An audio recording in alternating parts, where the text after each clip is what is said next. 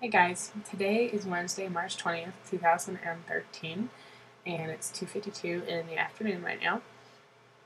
I wanted to go ahead and make a quick video just to let everybody know how my appointment went yesterday for my ECV, and my hope is that not only will I be able to inform family and friends how it went, but other mothers that might see this video, it may give them some reassurance too.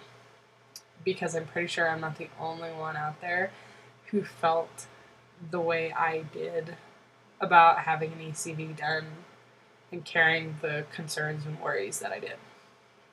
So, I went in yesterday for the external cephalic aversion about 11 o'clock, and I went in early so that I could get signed in.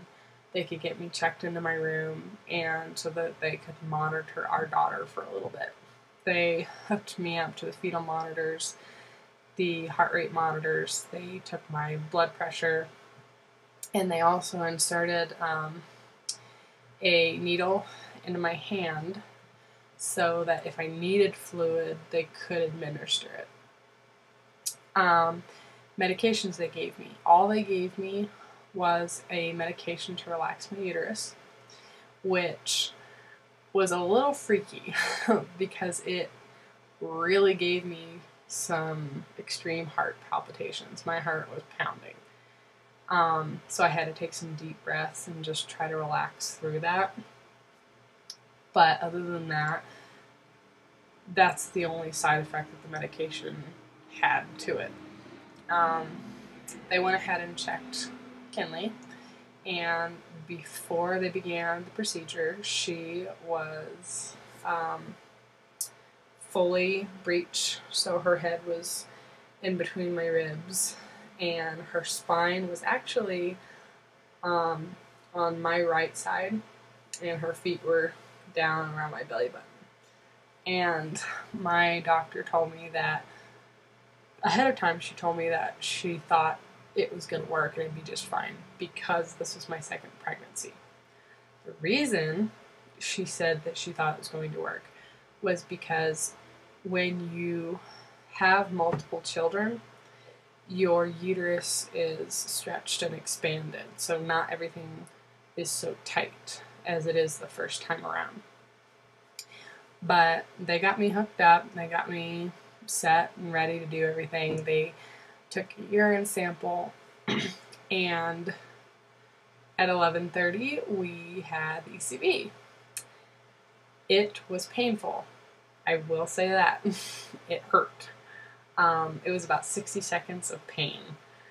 And on a scale from 1 to 10, I'd say it was about... It was funny because it was really uncomfortable once the doctor started pushing, but there was a brief moment where that pain shot up to a 10. It was really bad. And it wasn't bad, and I'll kind of show you. It wasn't bad until her head was here, so they decided to basically push this way. So now it worked, the procedure worked, and now her head's down here. But they decided to push this way, and it didn't hurt until her head got about here, and my ribs right here. And the best way I can describe it, it was almost like a car just grinding against a wall. That's kind of how it felt. When they pushed her up against that rib, and that's where the pain started, right about here, and then it just dropped off. And then it was just like this instant relief. I could breathe a lot better up here. All that pressure I had up here and pain from her head being between my ribs was gone. And it was the weirdest feeling in the world. Again, the best way I can describe it, it was like somebody had a big cantaloupe and inside of me just decided to drop it right into my pelvis. I could feel her head just dropping right down where it needed to be. And it was really weird. But the pain was really very minimal. Like, it did not last very long at all. It took about 60 seconds for them to turn her, and she just dropped. And she was set there. They checked her on the sonogram, and she looked great. There was a little bit of distress and irritation with my uterus afterwards, but that's pretty normal because your uterus has just been shoved on quite a bit. And I thought I was in labor because I was in so much pain, and it was all in my back, in the small of my back. But the nurse came in and she told me, she said, "You're not having contractions." She said, "I'm not really sure what it is that you're feeling." And I told her, I said, "Well, I don't know what's going on, but I'm having pulsating pains in my back." And they were constant, and then they get stronger. They go back to being constant and get stronger. So I thought I was having back labor. But she checked the monitor and she says, "No, you're not having contractions." So she got me to walk around a little bit, which really helped, and that started taking a lot of the pain away. And my husband also was pushing very hard on the small of my back, which also helped. But I'm thinking probably what happened was just that stress of the baby being turned and nerves being pushed on probably made my back hurt really bad. And it only lasted, I think, for about an hour or two, and then I started to feel just fine. I did feel weird.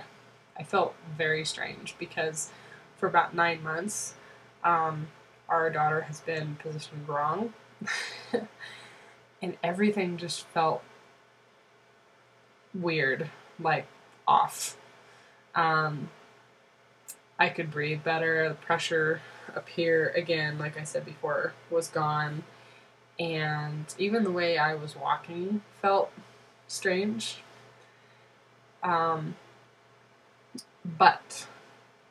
I will say, anybody that has a breech baby, I definitely suggest trying it. I think it's worth it to at least try, because you never know if it could work or not. In my case, I think we were really, really lucky, and it just worked out beautifully. I think, I don't know what the percentages are of the ECV sticking, like staying. I don't know what the likelihood is of her turning back, but I don't think it's very high. My doctor wasn't worried at all about that. When I asked her, she said, "No, I don't think she's going anywhere." She said, "We got her set there." She said, "I think she's going to stay." So, and of course, if she doesn't, she said we can just try it again. But yeah, it was awesome. I was really, really happy that it worked. My husband and I got home and we both agreed that now we felt like, okay, she can come now. We're okay with you being born now. Now you can decide to come whenever you want to.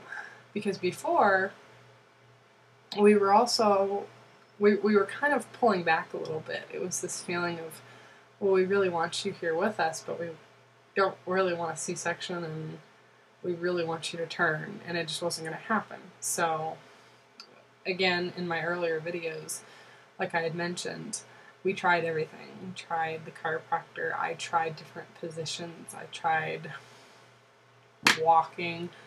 I tried getting down on my hands and knees and with my butt in the air for like 30 minutes, and she just wasn't going to do it. So the ECV really was our last option to get her to turn, and it worked great. So if anybody else is considering doing it, I would definitely say try it. I think it's worth it. The worst thing that's going to happen is that it doesn't, and you have to have a C-section, which For some women, I know that's horrible. For me, the thought is horrible. Only because I think you don't get to experience birth like you would like to, and you also have more recovery time than you would with a vaginal birth. So, but I'm just really, really thankful that we're at this point not looking at a C-section. So, I have no idea when she's going to be here. Now, she's kind of completely thrown my husband and I for a loop. We really thought she was going to be here early. And when I say early, I'm thinking like 36 weeks to 38. And I'm 38 now. Monday I'll be 39, but I really thought between this time she'd be here. And even after the ECV, she's showing no signs of coming. My doctor did mention that if a woman is going to go into labor and have the baby, it usually happens between 18 to 24 hours after the ECV, and there's just no signs of her coming yet. Not this week. Next week I'm not really sure about, but I've been drinking water and I'm eating, and I haven't been having any contractions that are alerting me that we need to go to the hospital. I'm having them, but they're Braxton Hicks contractions. They're irregular, and the pain either increases or decreases. So I talked to my husband about it, and I asked him when he thought she was going to be here, and he told me that he didn't have a clue. That she totally threw him now. So we're both thinking, probably not going to be next week. It could be, but definitely not this week. But we're definitely thinking a couple weeks. So I have no idea. The longest, from what I understand from reading online, the longest you can go is about 41 weeks until your doctors start contemplating induction, which at this point now I'm starting to think about because I didn't have to think about it before. Now I do. But we don't want to do that if we don't have to. We want to let her come when she's ready, but we also don't want her to be in there too long, because I know that's not good. So, but thus far, that's kind of what we know. So we're pretty happy parents. Kinley looks great. As the nurse described it, she is a textbook beautiful baby. She said everything about her is just gorgeous. She said from the sonogram, she looks fantastic. She's got plenty of fluid around her. Her heart rate looked great, and she also, my doctor took a stab in the dark to see how big she was. And she's measuring about 18 inches, and she's thinking she's about 6 pounds right now, which is good. That makes me feel good. I'd prefer not to have any more preemie babies. I'm always afraid I'm going to break them. But really no guesstimates on when she's going to be here. We're right now just going with the due date that my doctor's given me, which is April 5th. I really thought it was going to be around the end of March. There's really no saying thus far, but we shall see how everything goes, and I will keep everybody updated. Thanks.